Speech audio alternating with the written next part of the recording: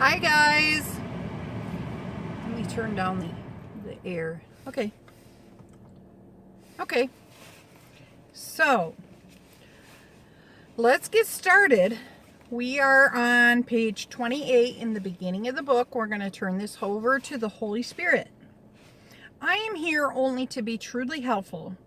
I am here to represent Him who sent me. I do not have to worry about what to say or what to do because He who sent me will direct me. I am content to be wherever He wishes, knowing He goes there with me. I will be healed as I let Him teach me to heal. So, we've turned this over to the Holy Spirit. Yay. And He's in charge now. I am not. I am a student just like you. Okay. So today we're on lesson 33. There is another way of looking at the world. Today's idea is an attempt to recognize that you can shift your perception of the world in both its outer and inner aspects. A full 5 minutes should be devoted to the morning and evening applications. In these practice periods, the idea should be repeated as often as you find comfortable. Though unhurriedly, applications are essential. Alternate between surveying your outer and inner perceptions, but without an abrupt sense of shifting. So we're like, what that means is we're gonna be inside looking at our inner thoughts. Then we're gonna open our eyes and we're gonna look at things about us. Okay? Merely glance casually around the world you perceive as outside of yourself. Then close your eye. Okay, close your eyes or glance outside and then close your eyes. Then close your eyes and survey your inner thoughts with equal casualness. Try to remain equally uninvolved in both and to maintain its detachment as you repeat the idea throughout the day. So you look around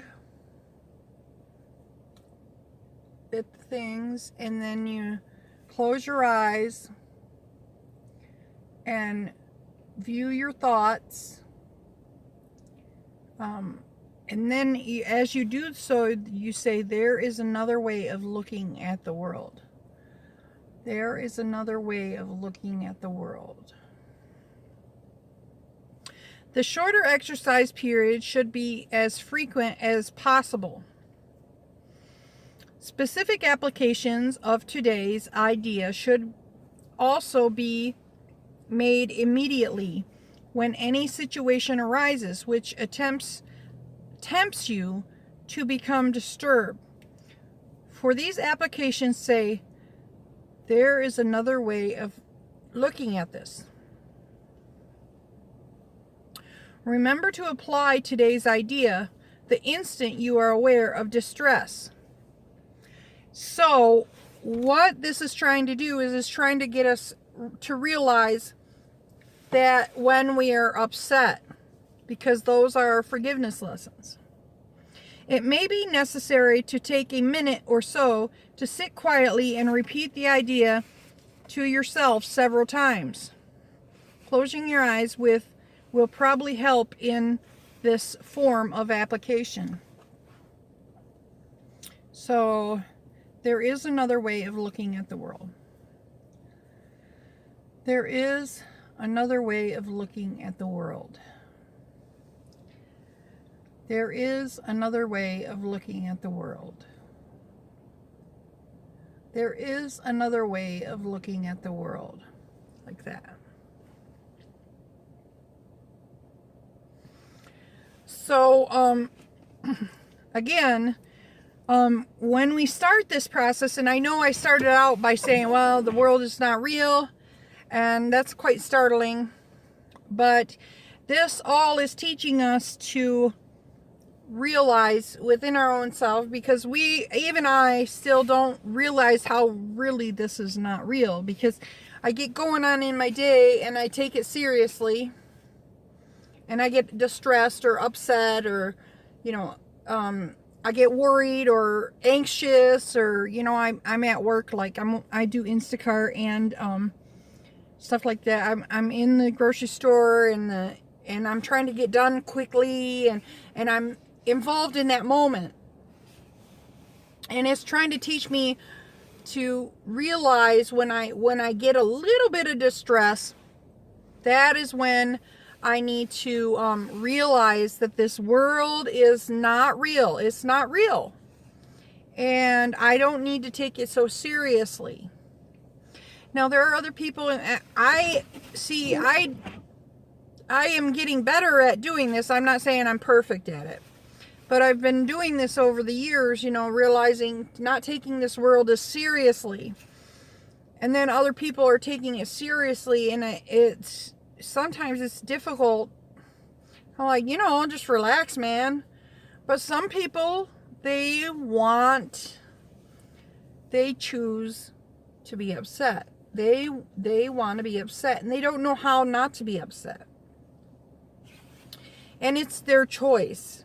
If they want to be upset, just let them be upset. They are not in the same space, I'm reminded of when Ken Wapnick was talking about Helen.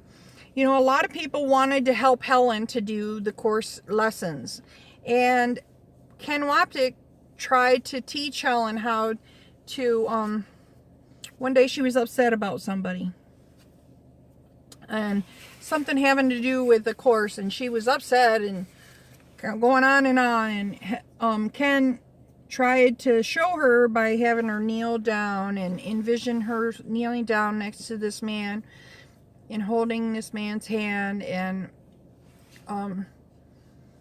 that night she tossed and turned, and she got so upset.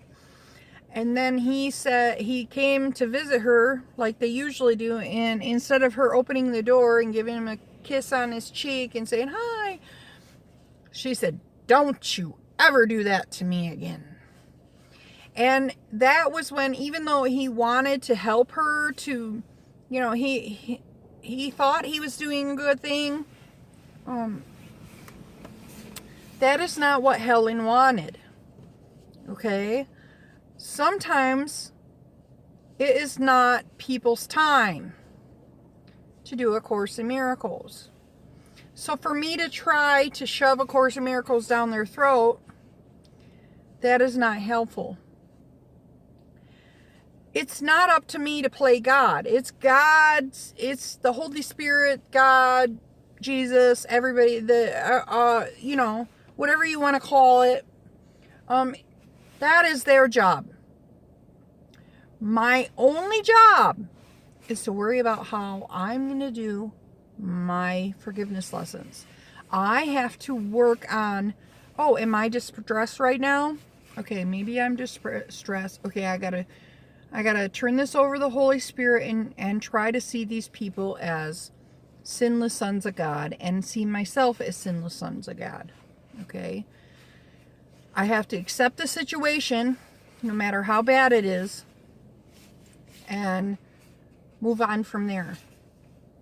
And sometimes it takes time to accept things. If you have a rape or, carjacking, your house gets broken into, whatever, bad, really bad, a hurricane hits your house, those things it's not going to happen like that. It takes time. It takes time to move past that stuff. So if somebody has cancer, don't go up to them and say, "Oh, well, you're obviously not spiritually advanced enough because you have cancer." That is not loving. There's a lot of Course in Miracles students that have done that. And that is not at all loving. We need to act normal and not judge our fellow Course in Miracles students, you know. So, anyway, thank you for joining me today. Like, comment, share, and subscribe. Have a great day.